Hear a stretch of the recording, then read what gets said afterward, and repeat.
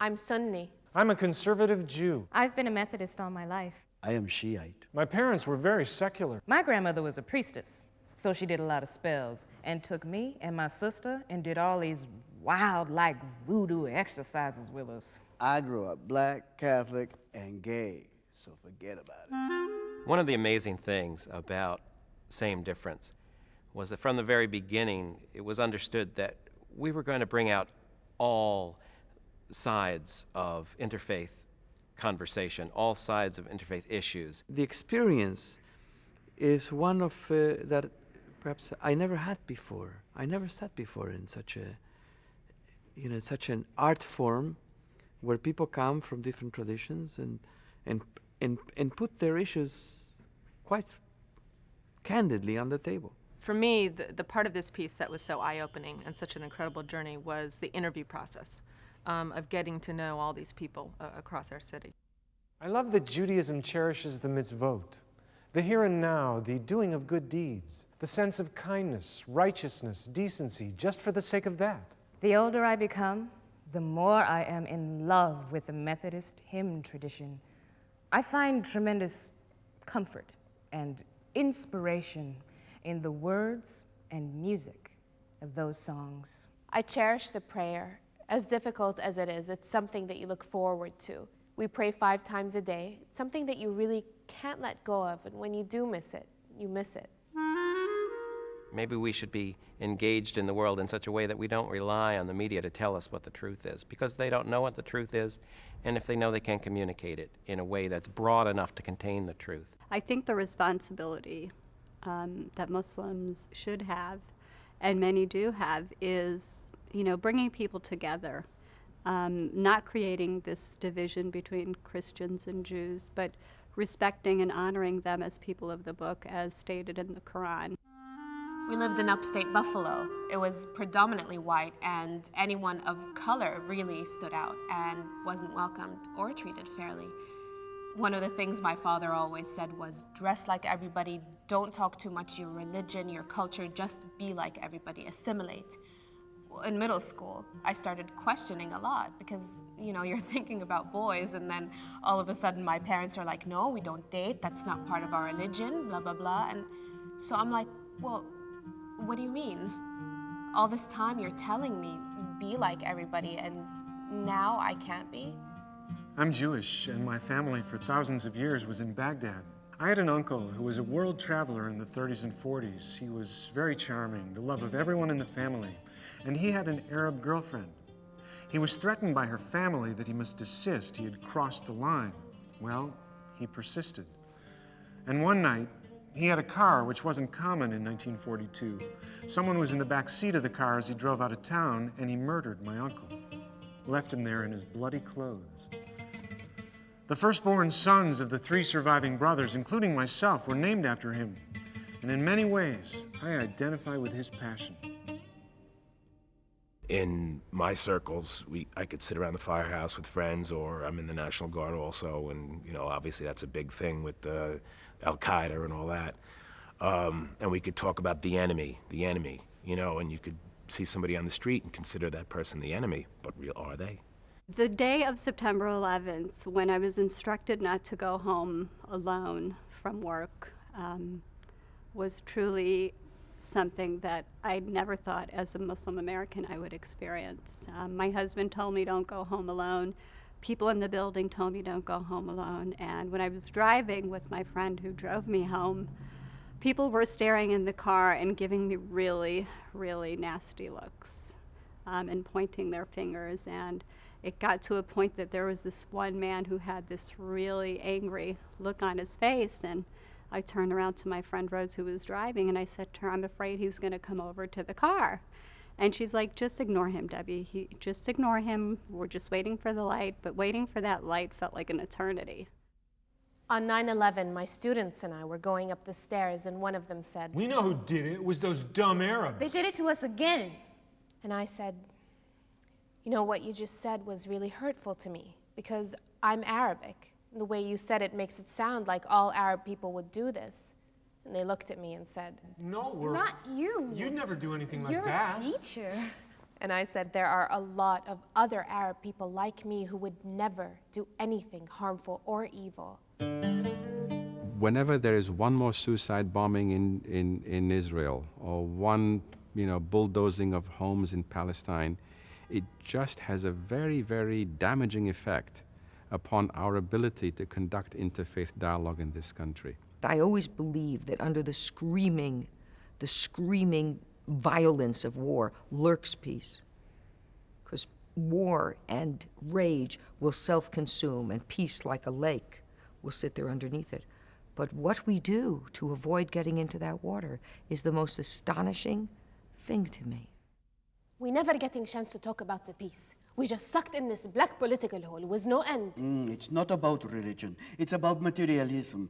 Just using religion. You can't separate politics and religion. There was no Palestinian people. Jordan was Palestine. They lost the West Bank and Gaza in a war that they initiated. Now they're crying for something that wasn't there when they were under Jordan. Look, if that suicide bomber had an F-16, he would not be killing himself. He would be dropping a bomb from a plane and it would all be sanitized and you would not complain. A house, the street from which a bomber comes, is free for us to attack.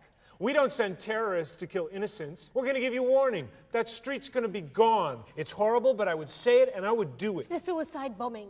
Why are you thinking they do that? What they have no food, no water, no anything. There's Allah, and oh great, he's their God. Well, Allah wouldn't tell you to take a plane and fly it into the World Trade Center. I try to be nice to people, but F words come out. I try to be patient, but I can't. It's their only way to say, I'm here. I feel violated. Don't discount me. War criminal. Throat slitter. Martyr. Self-deluded. Murderer. Animal. Animal. Animal!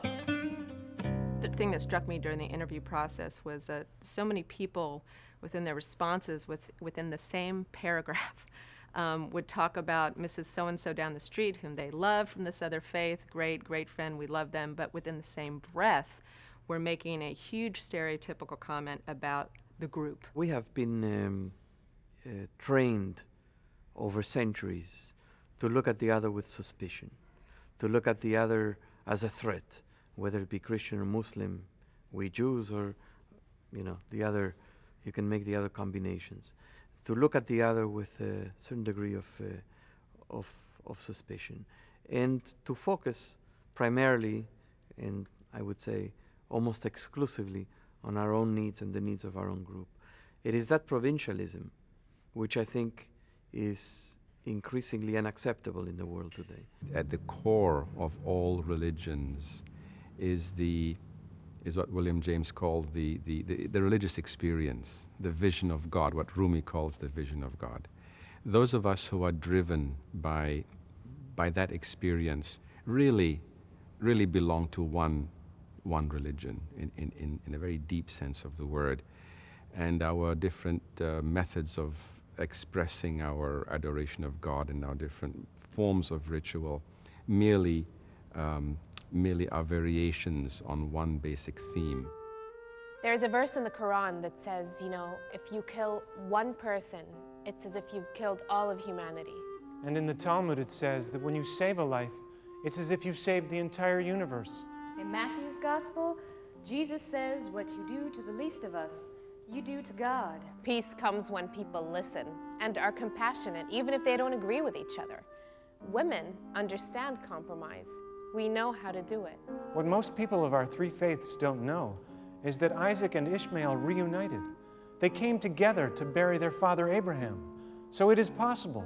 We can return to each other and bury the past. I have very easy philosophy. Sometimes I lose something and solve the problem. This is a form of peace. You will not be losing if you win the peace. If you are stubborn, then you will be losing. Your children will lose, your grandchildren will lose.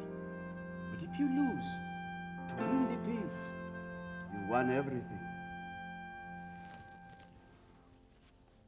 We ended up taking a jeep to see the desert and visit a Bedouin family and stay the night. It gets cold in the desert at night.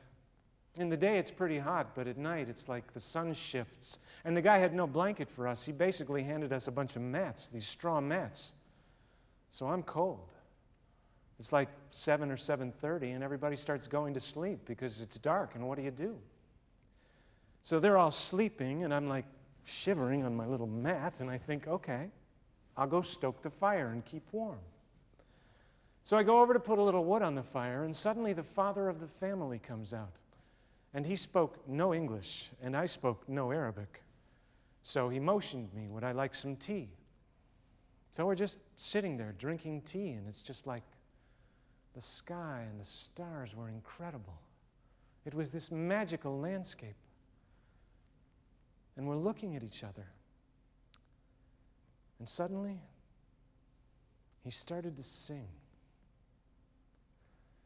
He started singing this song that had like, I know a wadi is where the water flows. And he had Mecca and Medina in there. It was sort of about a journey from Mecca to Medina. And I was able to pick up some of the words to just sing along with it. And we're sitting there, singing back and forth. Our communication was all about this singing, and it was this amazing moment. I think the two of us felt this incredible bond for these few hours. And it was something that I'm still so grateful for.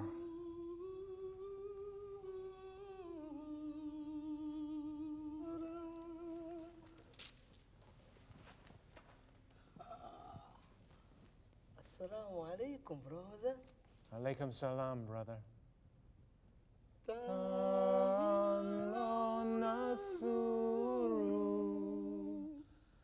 Ila betillahi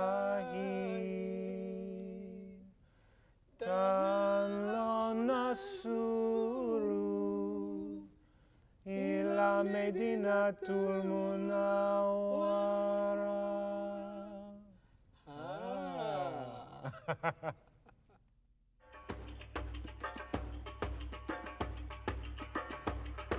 تعالوا نزور إلى بيت الله تعالوا نزور إلى مدينة المنورة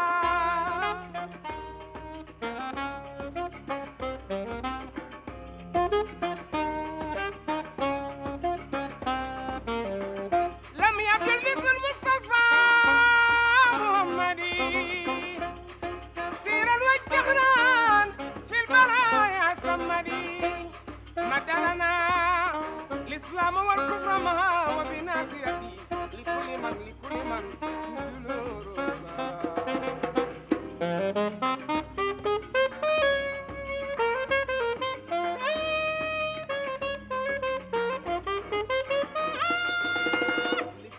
خطف دينه رسا أدامته فوق كل رخبة من استار لكل